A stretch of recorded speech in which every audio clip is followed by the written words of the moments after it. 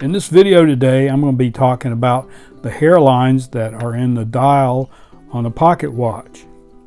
I'm going to be going over a couple of the causes of the hairlines and how you can avoid them if your dial doesn't have hairlines in it.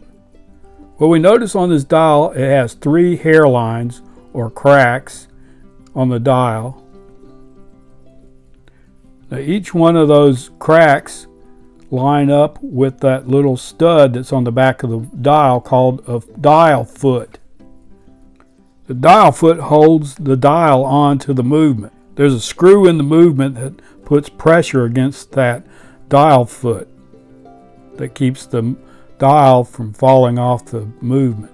So what's happened over time is when someone worked on the watch, they've over tightened that screw and has put too much pressure on that dial foot, and it's caused that dial to have these cracks in it.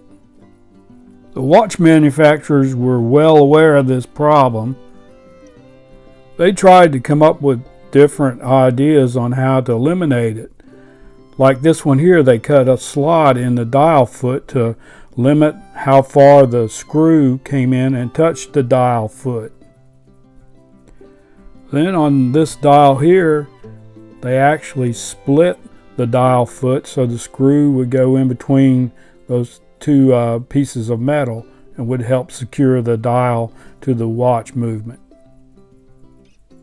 Now, some of those methods work, but I still see a lot of dials that have those hairline cracks in the same positions as those dial feet. Well, if you like these type of videos, go to my home channel page. The videos are organized into topics and subjects you may be interested in. And also subscribe to my channel and hit that like button.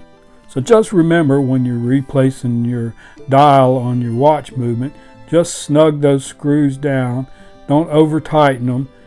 It doesn't take much to cause those cracks.